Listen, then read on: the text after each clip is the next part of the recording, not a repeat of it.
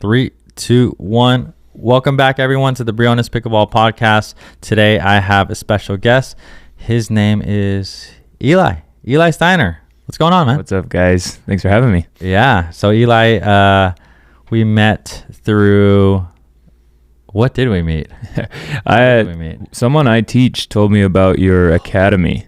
Yeah. And so I applied for it, and then you shot me a text like a couple days later, and there you go. Yeah, man. So Eli has been here the past couple days or few days, kind of just with me. Yep. We've been hanging out, kind of teaching together, and it's been awesome to get to know you. We're going to talk today about some strategy stuff. If you're here for the first time, we answer questions from viewers like you. So we're going to get into that segment a little bit later. But we're going to talk about some pickleball stuff. Kind of, Eli, I'm going to ask you a little bit about your story. He is playing some high-level pickleball, and he's going to be doing more pro tournaments coming up. Yep. So that'd be interesting. So you're from Colorado. Yep. Right, Eli? Originally from Fort Wayne, Indiana. Okay. And then we moved to Colorado probably 4 years ago. Yeah. Not too long ago. And picked up pickleball probably just over 2 years, 2.5 years maybe. Okay. From then. Played college tennis. Played tennis until about 2021 probably was when my career ended. And then didn't really compete in anything for... probably 2 or 3 years after that. Sometimes when you play college tennis, it's good to take a break from competition. Yeah. There's a lot of pressure on you to perform well, and so it was a good time away. I think that allowed me to have a little more fun with pickleball. Awesome. Rather than getting too mentally strained from competition again. So it's cool. Yeah. Cool, dude. So I would say that I haven't heard that story before, but I've heard it. I've heard it pretty often. What was the as there's a lot of tennis players coming in the game that are playing at a high level, but what was the draw for you when you played pickleball for the first time, and then maybe the hardest thing to kind of learn and transition your game from tennis to pickleball? The draw, pickleball is interesting. I heard one person tell me it's like chess versus checkers was the idea. I don't like teaching it that way because I think my students get a little confused if they think about pickleball as chess, because there's a lot going on there. But it's fun because there's a little more strategy behind pickleball and moving people around, grinding the point out, dictating the court, being in control. You have that in tennis, but you a lot of times have the big serve, the big forehand that ends points pretty quick. So it was fun to learn the skills that pickleball had. As a tennis player, I was a better doubles player, and so I understood how to play as a team, how to work as a team, and move the ball around with more than just through the back ends of the court. And so I think pickleball transitioned a little quicker for me as a tennis player than some others. Awesome. So, yeah. Cool. So what was one of the things that you learned early on, or maybe like just the thing that you struggled with the most as you were playing the better players? It was definitely the dinking. I struggled on the backhand dinking side specifically. Forehand maybe not as much. One of my friends told me, Eli, you're moving too much, because in doubles tennis you're taught to go to the net and then back up while your partner's hitting the ball and then moving back and forth. And so I would dink from the left side with my backhand and then like over recover to the middle and back and forth. And he's like, stop moving so much. And so I figured how to move correctly, and then my dinking got a lot better rather than over moving. I guess that's the thing. Cool, man. Yeah. And you're coaching, or you've been coaching for a while now. Working with a lot of different players. That's actually why I reached out to you originally. So what are, we're going to get more into kind of specific questions from you viewers. In the description below, actually, there's a form that you can fill out, and we like to answer questions on every podcast. But that being said, what are maybe top 1 or 2 things that you've that you've seen, because you've seen a lot, but working with all the players that you work with, what are the top 1 or 2 things that's made the biggest impact on players that you work with currently? Yeah, the movement forward, the transition zone is pretty much everything for especially the 3-5 to 4-0 players. The people that can learn to be consistent in that area become great players. And so I've been working recently a lot on the drive, drop, getting to the net, working on that combo. But the drive is really key. I think a lot of people see that combo and they drive the ball as hard as they can for the first one, and then they make the drop even more difficult for them afterwards. And they don't realize it's not because they're not dropping well, it's because they're creating a more difficult shot by hitting the ball harder. So I'm working a lot on 60-70% drives. We call them drips, and getting the ball a little lower so that way your next drop is easier. The whole goal with that combo is to, in a sense, like create an easier drop. You're not trying to hit a winner. You're not necessarily trying to poach the ball. Your goal is to get to the net. So that's been the big thing. And then countering has been huge. And I think you've said it a couple times, but if you can't counter, you're not going to grow with the pickleball world and how it's going. So learning to counter has been absolutely huge. And a lot of people, it's just getting their hand up a little higher, being more ready for the random attack that they don't expect. I always tell people you can't expect good pickleball. You can't expect what we're teaching. People aren't going to do that. So you just anticipate a speed up, and eventually your counters will get better.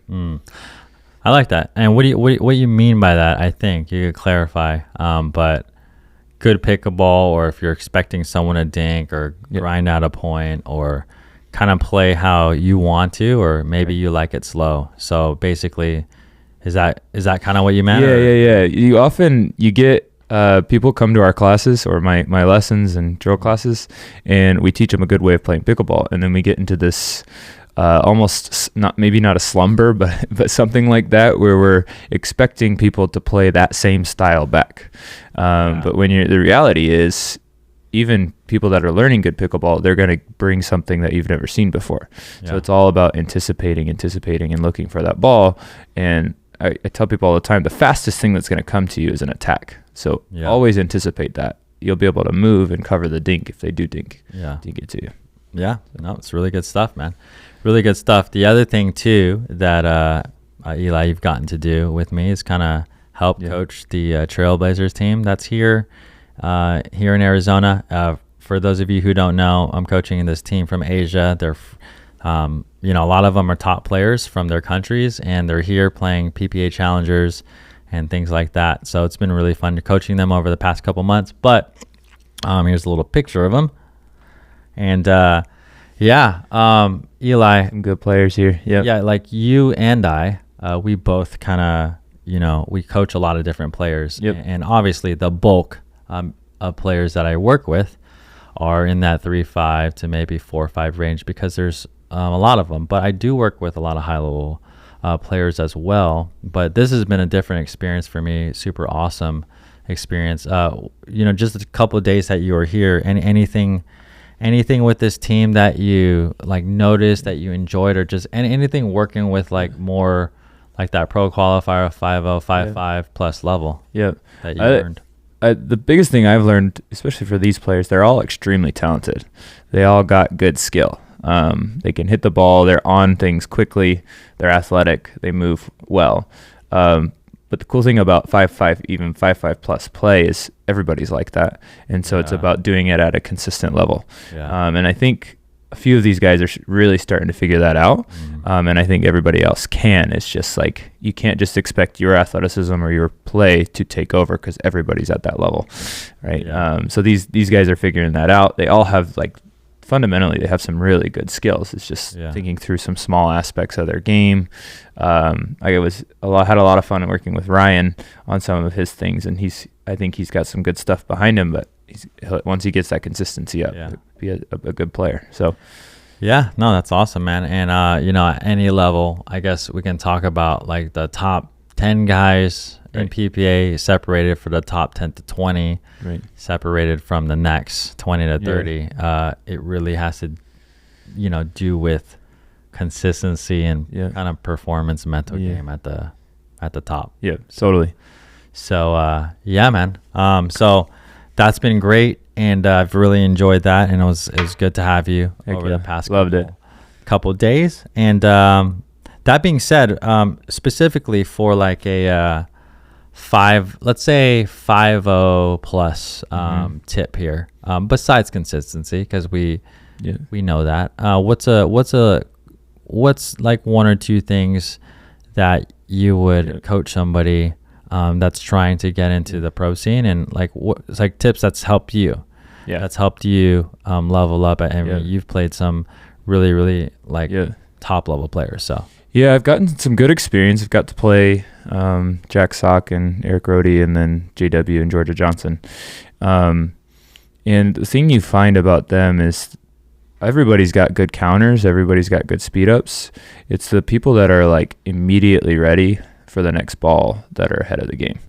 And so if I am not attacking that ball well and then immediately looking for that next ball, I'm in trouble, right? And so like playing a guy like Eric Rohde, the ball's coming back. And it's good. A lot of times it's coming back fast, but if I can create a compact swing that is ready for it, I can stay ahead. And then I'm thinking about getting a pop-up or an opportunity to put the ball away 3 or 4 balls down the line rather than right then and there. Yeah. You play players like JW who are in that top 5 category, and what you realize about them is their hands are always ready, but that ball's coming back just enough faster.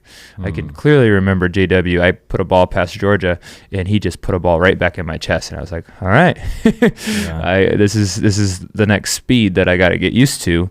But it's all about getting your hands back into position and mentally too. I've been teaching a lot of my students to develop like some sort of mantra, like 3 words that help them kick into gear.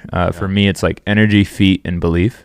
And often that energy is just like keep looking for the next ball, keep looking for the next ball. Same thing with feet, getting those feet moving. But believe is important too, because step on the court with someone like Jack Sock, who's got probably the highest level athleticism or just experience on that field with his tennis career. And it's easy to just be like, guess I can't play with him, or just like in awe of what he's doing. But if you're in it, I mean, it's pickleball, right? Anybody can get there, and anybody can play hard against whoever it is. I always like to say that kitchen creates some sort of like boundary where even if you're playing the best player in the world, you can hit a good drop or a good dink, and they can't do a lot with it. Now they can mess with you a little bit, but the kitchen, that's where tennis is a little different. People can close the net. It plays a little bit more to who's more athletic than pickleball does. So no, man, good stuff. We're gonna actually hop into some questions. So these questions have been submitted. Again, there's a link there, Google link in the description below. You can submit yours. We try to answer directly some questions that the viewers may have, and a lot of these questions are definitely things that you're probably going to be struggling with. So this is just a really good thing to listen for. And then Eli, I'll get your take on these, and then we'll kind of bounce back and forth. But as we've both coached a ton, we'll see what we got. So first things first, we got Brendan from Vancouver, BC. So Brendan, thank you for submitting this 4.0 level. And it says, during a 4-person dink exchange at the kitchen, our opponents have successfully lobbed the ball over us to our baseline. After running back to the baseline, which shot should we want to hit? Should we hit a drive, a drop, or a baseline lob? When would each shot be appropriate, and where we should aim the shot? So we kind of got the background there, Eli. That happens a lot. I think happens more so on at lower levels, just because like players' footwork or overheads may not be as crisp and stuff. But thoughts on that? Yeah, it's a really good question. It's tough. I think a little bit situational. Biggest thing for at least lower level players, is learning to turn to the side and getting your feet to shuffle back rather than backing up. Because that allows you to see where the court is, where the ball is, rather than losing sight of it. For me, in my strategy, if I can get there and I can get back on my back leg, typically if I'm going to get a forehand, I can get under my right leg and land in it and hold steady there. I want to be able to hit a drop, and I'm looking at hitting that drop right in the middle of the court, or middle of the kitchen. What that does with middle, at least, it creates, I'm not going to miss wide. You don't want to miss wide. You don't want to give any, at least high level players too, you don't want to give any ernies, because you're thinking about a slow drop right here. You're not thinking about an aggressive drop. You're just, it's a reset in a sense. And then that allows you to get your feet back in position, because often when you're returning a lob, you're hitting the ball, but you're not completely where you want to be. So that slow drop allows you to get back in. That's how I would. You see the clips on video where players like Julian Arnold are running back there and just smacking the ball. And I mean, that's Julian Arnold, right? He's good. He can rip the ball. He's confident. I think the control is really key here. Now, if you can get back there and you can almost like get behind the ball and step into it, maybe you can rip it. But if it's a good lob, you're going to have trouble doing that in general. Yeah, no, really good. So I would definitely agree. Third shot drop is probably preferred. If you aren't in a good position and you're not super balanced, not a third shot lob, just a high deep lob is probably second option. And I think a lot of you watching this may not be in the best position, especially if you're not super quick, and maybe that lob may be a first option for you depending on where that contact is, and again, where your weight is. The drive, definitely the reason why I would say it's last, and I almost never do, because you have your weight's moving back, and then if they hit a drop shot, or if they hit something short, then you got to run up again. So hitting something slow, drop is good in the middle, but the slowest shot and the most time we can buy ourselves is the lob. So that's always a good option if you can't drop it. So good stuff there. We're going to keep moving on. That was a great question there. Thank you so much, Brendan. Next, we got Caitlin, another one from Canada. Thank you, Canadians, for listening in. And a 3-5, Caitlin, appreciate you. You mentioned low contact point, one of your videos on offensive play.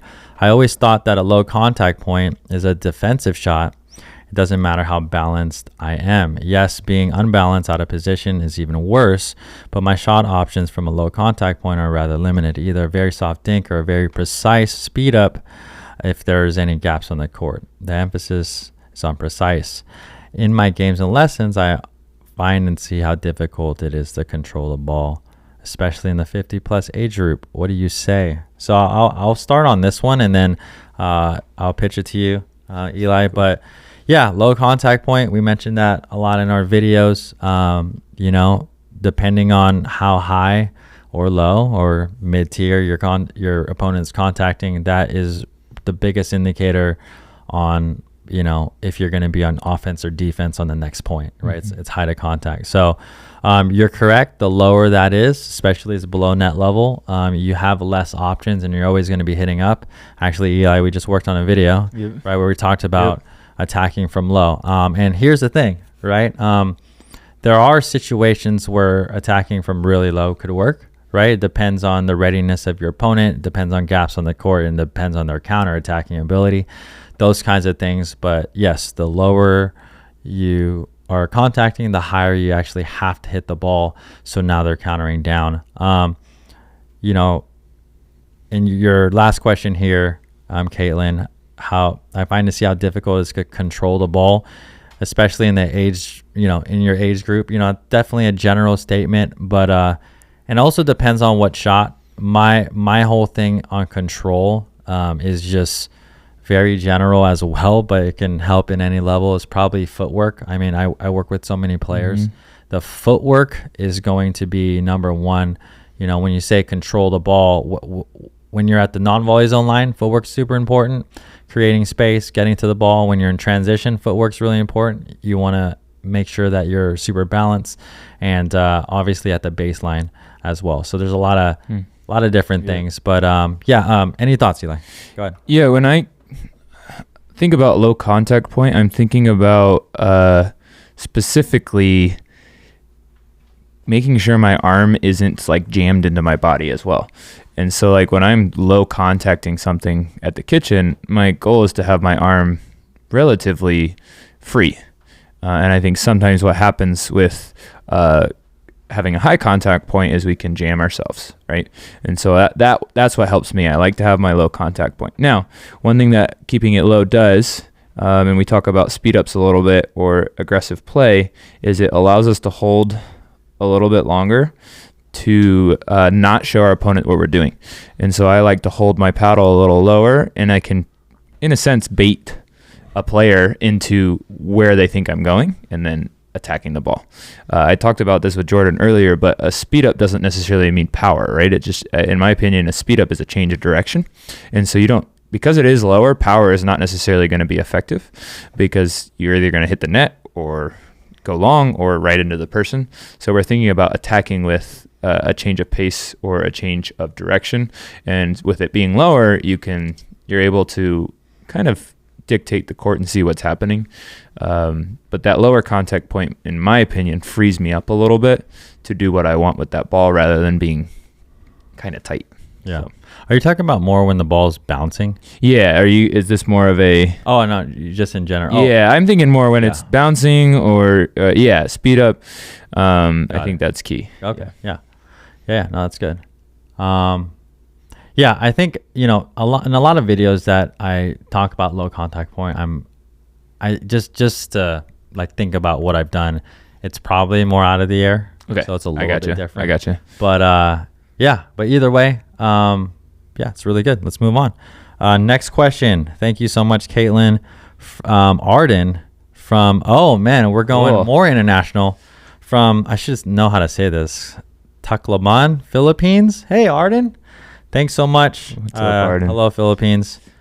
Glad you're here. 3-5. I've been struggling on my balance when doing my forehand and backhand shots, especially hitting third shot drives and fifth shot drops. What do I do to solve this? Any footwork suggestions would be appreciated. Thank you. All right, Arden. Well, thoughts on that? And this is a little bit, it's a little bit harder, Arden, because we can't see, but we've been around the game enough. We'll try to answer as much as we can. But the balance on those shots, Eli, any thoughts there? It's a good question. And I think what Jordan said is key. It's a little different for each person, your background, where your body's at. But what I've noticed a lot of times with players is their movement is happening while they're hitting the shot or a little too much while they're hitting the shot. And so I talk a lot about pre-footwork, using a lot of small steps to get to the ball. And then when you're swinging,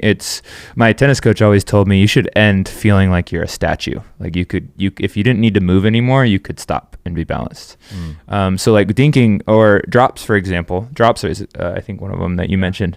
With drops, I try to get to that ball and get into my balancing leg, which often is my right leg for my forehand, load into it and push through. Often people, when they try to go to the ball for the drop, they're not loading into that leg. So when they make contact with the ball, there's no stability there and they fall through it. Yeah. Right. And so it's getting to that ball, loading and being there rather than like moving while you're hitting it and going through it. Right. I see a lot of people, even when dinking, they go out to their forehand and they hit it and then they fall through the ball. And then it's hard to come back, right? So it's teaching people to take that extra little time early and lean into that outside leg, boom, hit the ball, and now you're back into the point. Yeah. So that's what I would say. Yeah, really good. I like that pre-footwork or micro steps, however you want to call it. Like, they do this a lot in tennis. Obviously, tennis, you have to cover so much more court. But even though pickleball is a smaller area, it is super important for consistency to get to that same spot so that, we can have a very consistent contact point. Yeah. The only way we can do that is with our feet. So, Arden, for you, I would suggest, and you can take this for any shot, but let's just talk about a forehand drive, right? Whether you have someone feeding you or you have a ball machine kind of like moving you around. I would go through, this is something that I've tried. I'd go through a session where the ball's being fed, I'm moving my feet, and I put my left hand out like my counterbalance and I'm like going to hit the ball, but I just kind of just catch it, I just catch it. And then it kind of puts me in a better position because I'm a lot closer because I'm not going to actually be hitting it like that. But if I do that enough times, I know my spacing. So I think a big thing is like knowing your spacing. And obviously every time the ball bounces, right, has different spin. It could have slice, it could have top spin. But if we can kind of figure out what our spacing and our balance should feel like, that's good. Then we can like hit consistent shots. Yeah, that's really good. So.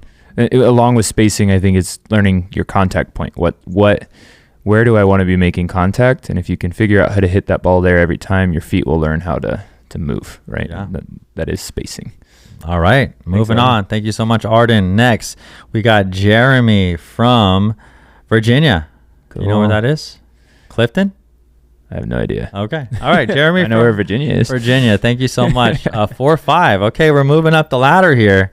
I recently got my PPR certification and started coaching at a local club. What advice? What advice do you have for longtime players who are now transitioning to a teaching career? And how would you handle a 3-0-ish player who comes to you asking just to get better without specifying any particular area to work on? Thanks and keep up the good work. Oh, really interesting. I don't think we've gotten this. This is a teaching question. Yeah. Cool. So Jeremy, actually a lot of people that I told you this, that come to my intensive to actually do a little teaching. On a side note, hey, if you want to come train with me, there it is. There you go. Come to a 5-day intensive, link in the description. If you want to come train with me, there's a lot of people that come in from all over. I'd love to see you for 5 days. But that being said, we could hop right back into the question. Jeremy, for those of you, and also for those of you who are starting to teach, I think that's really awesome. I think that teaching can definitely help with your game, help you think about strategy more, and help you kind of look at the game in a different lens. But when someone comes, to me and just wants to get better, that's really tough because that's very general. But I think that assessment kind of phase, this is what I do with a lot of that's just what I do naturally. I think even going out to local courts and, as you're playing and stuff, I watch people's footwork. I watch how people serve. I watch how, it's just constantly learning, putting you in positions where you don't necessarily have to say anything, but you're just observing and seeing the kind of the main things that people struggle with, right? So whether it's footwork related or if it's a late contact point on the forehand. I know you playing at a 4-5 level, if you're playing at that level, you know a good amount of what was necessary to get to that level. So I would say, writing down some things, some commonalities within the 3-0s that you're working with, and then trying to develop something like a process, a very simple process. Don't make it too complicated, but I like to start from the ground up. I like to look at footwork first because without that, it's going to be really difficult to hit the shot you want. And then obviously anything, mechanically, when we're talking about top spin or like anything, that's super important as well. But to me, in my eyes, it does start with the feet and balance, and then I kind of go from there. Your thoughts, Eli? Yeah, it's a really good question. I think something to note about 3-0 players is they are getting by with their previous habits, in a sense. Yeah. So understanding what they're coming from is really important. What sports? I got some 3-0s that they tell me they play a lot of racquetball, and so you can see it on their strokes. They tend to come in on the inside of the ball, right, and go in. What in racquetball would be going into the corners, right, on both sides. Yeah. So it's like understanding their background is really key. Yeah. I like to start with the feel, right? I like to start at the kitchen, learning how to dink, get really simple strokes. I often tell my 3-0 players, your drops are just extended dinks. You're stepping back and you're doing very similar motion, just with maybe a little more power, right? So starting at that kitchen allows them to develop feel, footwork, and then you step back and back. don't be afraid to market yourself a little bit too, right? Don't be afraid to say, hey, we've only got an hour. If you really want to step in and get better, like let's spend some time together. Whether that I push people to have a consistent schedule. I got people once a week. I got people twice each week for 2 years. I got people for once a month or once every 2 weeks. Push them to develop some sort of schedule where they can practice it while they're not with you, and then come back and work on new things. I often say my private lessons and my drill classes balance each other out really well, because in my drill classes, I'm not trying to correct form, but I'm pushing them to practice and repeat and do the same things, and then they come to my private lessons. So don't be afraid to like put that out there, because I think people will eat that up. Like here's a little bit of a training program. I love the idea of intensives just because you got some time with one person. So. Yeah. Cool. Well, thank you so much, Jeremy. Good luck in the teaching process. Keep us updated how that goes, man. We're going to get on to the next one. Davidas? Yeah. Whoa, Lithuania. What? Okay. Cool. I've never, this is the most countries we've had on a podcast. Yeah, this is cool. Okay. I think it's Davidas. If it's not, I'm not going to even attempt the last name. I'm honestly not. Yeah, me either. But thanks for being here. Lithuania. How do you say that? You know what? Lithuania. Even the country. Lithuania. I need geographical help. Send us an audio. Yeah. Thank you so much. But 3-0 player. Here we go. In this video. Oh, timestamp. We may have to put up a video. Okay. Yeah. So in this video, the player reacts incredibly fast, almost as if he knows what's coming before it happens. Is it possible to train to reach the level in speed anticipation? What are the most effective ways to improve hand speed? So you know what? For those of you listening, you're not going to be able to see this, but you know what? We want to see it. Why don't we just, we could just check it out. Whose hands are these? I mean, we can check it out. Who's got some fast hands? Okay. Oh, okay. Okay, so we got Irvine, Irvine and Gabe Tardio versus Elise Jones and Jay DeLivier. Okay, so here we go. Oh my. Yeah. Oh my. Okay. Replay that. Okay, so we got a counter here. Or we got a speed up from Elise Jones. For those of you listening here, there's a speed up from the right side of the court, and she is speeding up across body. And look at that compact center by Tardio. Yep. And then back to that center again. Yep. And that is just a no-go zone. So number one key tips for you from Lithuania. I really appreciate it. I hope I'm saying that right. But let's just see this here. Number one, the first thing that I noticed here, and number one thing for actually covering, and you tell me if you agree, Eli, is shading, right? You'll see him move over towards that sideline. Now, he knows he can cover that. So again, number one tip is following the ball. Number two is going to be paddle ready position. Another video that we're coming out soon. Ready position has to be consistent, has to be prepped, and has to be in a good spot. Number three, and by the way, a lot of people do kind of think that these pros have this ability to kind of just know all the time, like where that speed up's going to go. In this point, even right now, like Tardio doesn't know, but he has a good sense. I mean, it's got two options. But his paddle's in a good ready position. Number three is going to be that short and sweet, really compact motion. It doesn't come back way past his shoulder, and it's just a little punch forward. So, to answer your question, and I'm going to move on to you, Eli, but I'm going to go back to the question here. And one, is it possible to train and reach that level in speed of anticipation? And what are the most effective ways to improve hand speed for pickleball? Maybe our video will be out. Yeah. Okay. But number one, it is possible. I mean, at that level, some player, we're talking about pro level. I mean, am I going to be as fast as Tardio in my hands one day? Probably not. But it is possible to definitely, wherever you're at, to highly, highly improve your anticipation and speed. And there's definitely different drills that you can do for this without like giving them too much, or give them an actionable step? Eli, what are I don't know, what would be your answer for? One thing I want you to note about Gabe is he is incredibly relaxed up there. He's not tense. He's not like, and so I think that's important. Trust yourself a little bit. Like you're faster than you think you are. So trust yourself on that. So learn to relax your body. One thing that people always say about JW is he just looks like he's just relaxed, right? Some would say maybe his paddle position is not the best, but dude, he's got the fastest hands out there.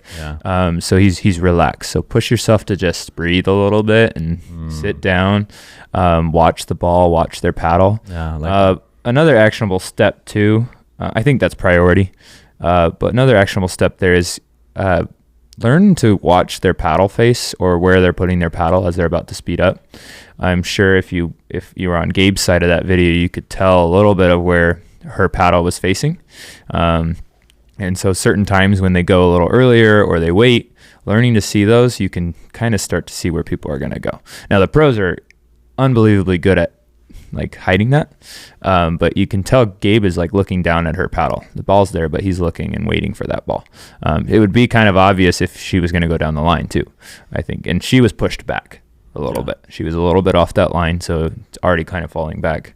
But yeah, I think relax, slow it down. Good. You're quicker than you think you are. I always tell people the pros are the best because they are athletic, but they also learned how to put their paddle in the right spot and how to like not just like tense up when someone's about to attack the ball. Yeah, that's big. And that's hard. That's a big point, but that's also very difficult. So for those of you, one of the things that you can start to do even in training medium pace hands battles is or start slow and start relaxed. Even when I'm warming up hands battles, I think it is important to try to like relax the grip, relax the wrist, relax the shoulder, and go from there. But really great question. Moving on. Thank you so much. What do we got? Oh, Oregon. I was going to say, we have another country here. Ron from Portland, Oregon. Thank you so much. 4-0 player. When I'm playing doubles and the opponent hits a ball towards my partner that I think is going out, what do you recommend? I yell to warn him to let it go out. If the ball is a lob, I typically like to say bounce it. A lot of people will yell out when the ball looks like it's going to be out. I know that's okay to say before the ball hits the ground, but I haven't gotten comfortable saying it. I don't think you're allowed to do that in tennis. What do you prefer to yell to warn your partner to not hit out ball? My wife, Mari, says, let it go. But that's a mouthful when it comes to speeding up a ball. Thanks in advance. All right. That's a good question. What do you think, Eli? I often will use no. Hey, that's short and sweet. Short and sweet. Yeah, I often use, hey, watch out, that ball might go out, so just make sure you don't hit it. Just as long as possible. Sometimes though, screaming hard and loud can like freak your partner out a little bit.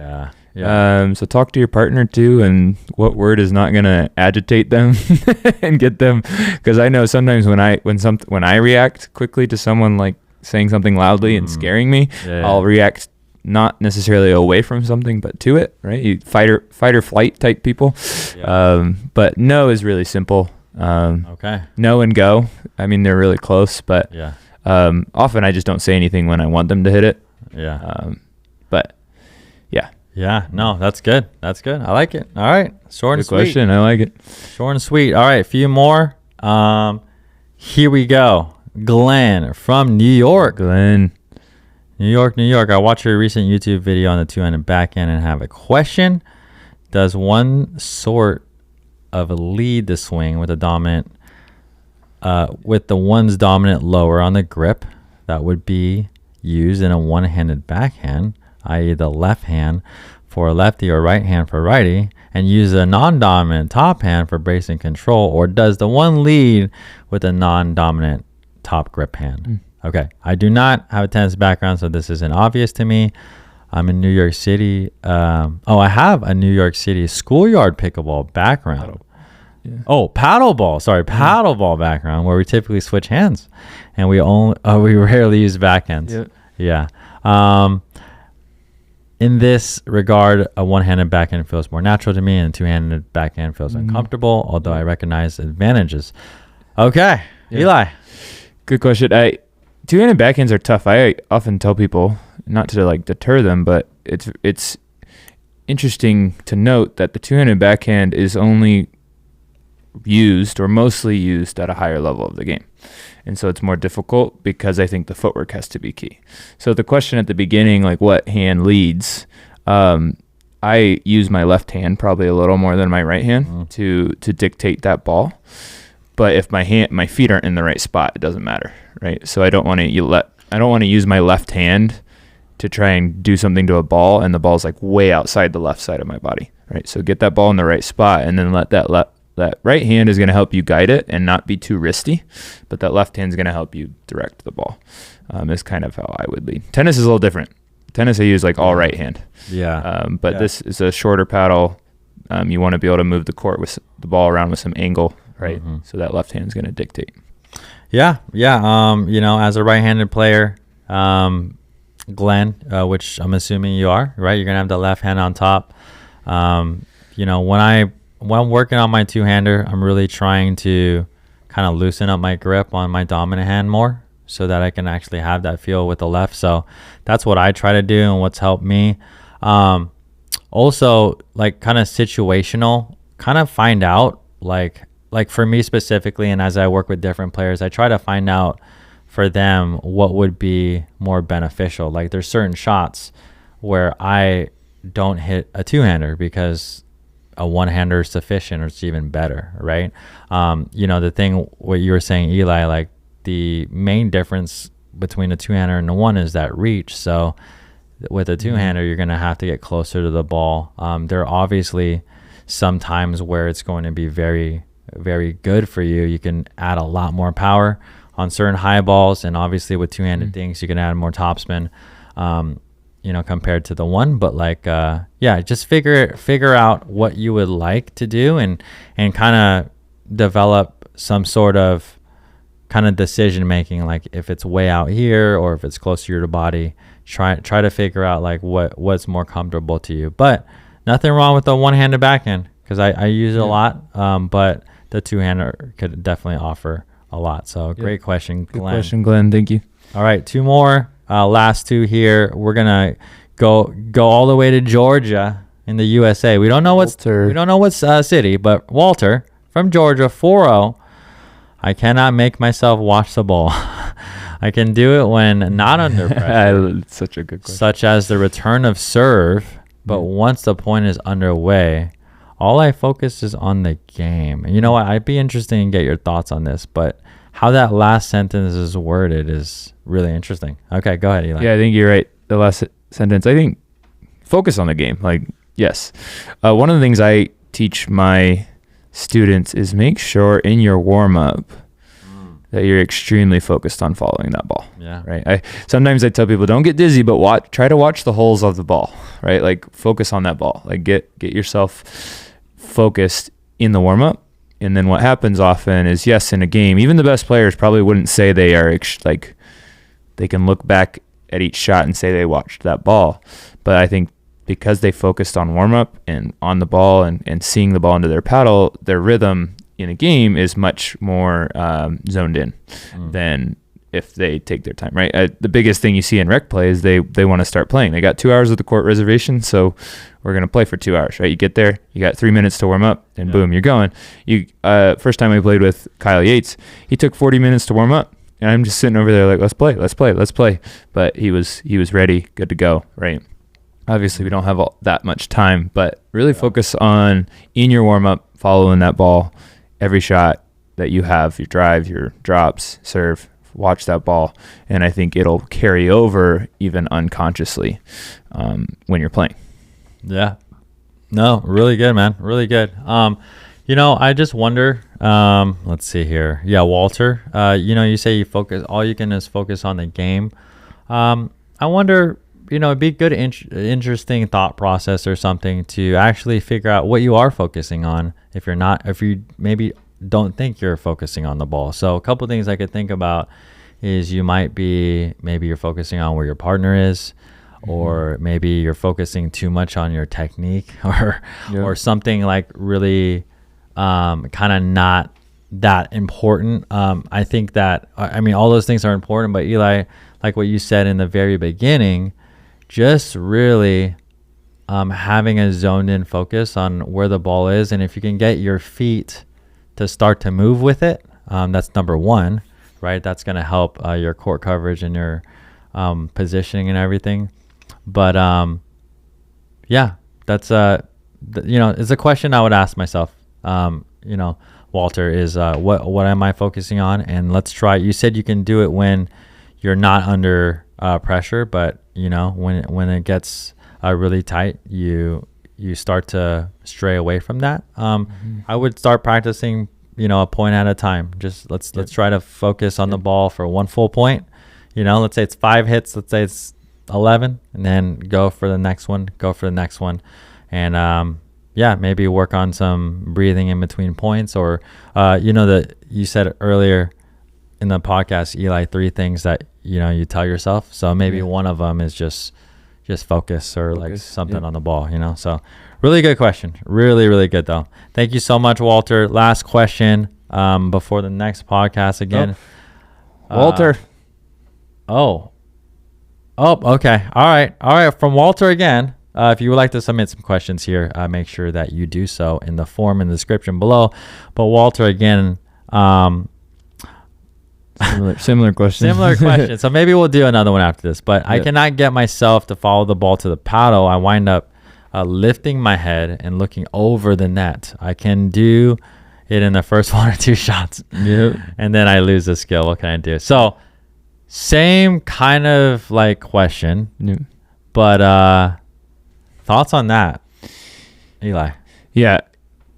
I think our whole body is connected when we're playing, right? So our head's connected to our shoulders, which is connected to our paddle or our hands. And so something you can think about is keeping your shoulders down. When you're driving, especially if that leading shoulder, so if you're hitting a forehand as a righty, your left shoulder is leading. If you start to pull that shoulder, your body tends to fall out of pace. Same thing with your backhand. The backhand, too, in a backhand, it's really key to let that right shoulder for a righty drive into the ball, right? Not letting it fly out. So something that helps me is to keep my shoulders in. I think that's a little bit connected to our head. So often if our head looks away from the ball, our shoulders pull up.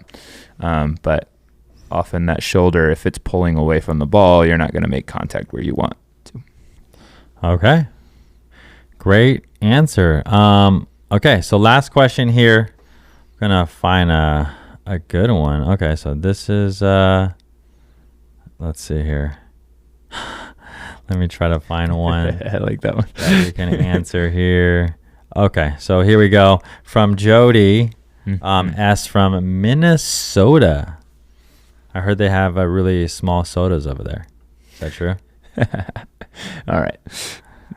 4-0. Kick him out. Kick him out of the pod. 4-0. Thank you, Jody, for that joke. All right. How do you handle the game when your opponents are targeting your partner 100% of the time and it's challenging to poach or take a shot to alleviate the pressure put on your partner? I don't know how much you've thought about this, Eli, but I don't know, man. Any thoughts on strategy? Yeah, I've run into that playing mixed doubles or just tournaments in general. Think about how your shots dictate the court and what shots can you hit that make it more difficult for them to hit it away from you. Like when I'm serving, there's certain spots that I can hit that make it more difficult to try and hit it to a certain angle, right? A lot of people, like let's say I'm serving from the left side, and if I can get it out wide to their backhand, going down the line pretty aggressively is a tougher ball because you almost have to come around, not around the post, but from outside the court into the court. And if they bring a little too much angle, it's coming to your side, right? Or something like that. When I'm dinking, if I got the ball in my court, I'm not going to change direction and make it easy for them to maneuver the ball back to my partner, right? So once the ball's in my court, I'm trying to keep it in my court. And that helps a little bit. And then your partner can handle the pressure. Trust them to handle the pressure, and work through some things on how you can have them where they can put it to bring the ball back into your portion of the court, right? Yeah. I do like a little bit of baiting people to bring it back to my court. For example, in mixed doubles, you often get caught the guys hanging out in the middle of the court, girls getting a ton of dinks, right? Bait them by moving maybe a little too far to the middle, and then moving back when you know they're about to hit it there, but that brings it back to your court. Baiting is probably a little more of a higher end strategy, but the idea is there's certain shots that you can hit that make it more difficult for them to put it in that spot every single time. Yeah. Jody, we're going to have to do a video on that, but great question. Especially like on the return too, like, stacking. That's one way that you can, at least for the first point or two, kind of mix it up a little bit. So I'm sure that you know about that, Jody. But in general too, I just want to talk about the partner side, because those are really good thoughts by Eli. But the partner side, I think it's really important, because they're, a lot of them are kind of feeling pressure a lot already. So I think here's my quick being a good partner skill. But the more that you could kind of encourage and pump your partner up in those situations, the better, because anything like more negative that happens, they will tense up, and since they're getting the majority of the balls either way. And I'm sure you've been in that position, or maybe I've been in that on both sides, so I kind of know how that feels. So being a supportive partner, I think on any whether you're receiving a lot of them or whether you're the one that is not getting the ball, I think it goes a long way. I think that's good. Yeah, it's a tough question. It's part of the world, though, part of the pickleball world. Yeah. Okay. So yeah, that was good. So if you guys want to send your Q&As in, make sure you check the description below. There's a form there, link there. Eli, as you're coaching more, you're going to be playing more pro stuff. I don't know. What are the goals for you this year, and just some things that maybe you're focused on in the game? Yeah.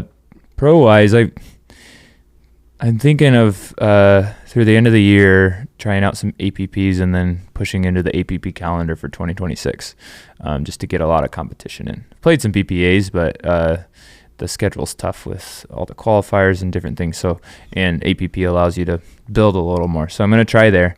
Part of that is trying to get in games, rec games too, with high-level players. So coming here, playing with the team from Asia was really good, getting some experience with you, Jordan, traveling a little more to play different people, trying to get to the hot spots of pickleball, right, with all the players and getting on court, seeing a different pace, seeing a different level. Part of the reason my game took a step up is because I got to play with a player like Kyle Yates, and it pushed me, right? So I got to connect with some people, make some network connections, travel a little bit to teach and play. But yeah, I'm looking forward to it. I think I can do it. I've got a little breath playing in the PPA matches that I've played in. And I just need some time and some space to go for it. So I'm looking forward to it. Cool, man. If you want to connect with Eli, I think we'll drop something in the description, but I appreciate you all listening. Caden is obviously gone. He's, I think he's visiting family, but we'll be back. Try to do a pod. I know that there is the MLP Phoenix this week. Might get some content there, so look out for that. That's super exciting to be here in the backyard. Thank you everyone for joining us. Thank you, Eli. Thank you. Thanks for having me. We'll see you in the next episode.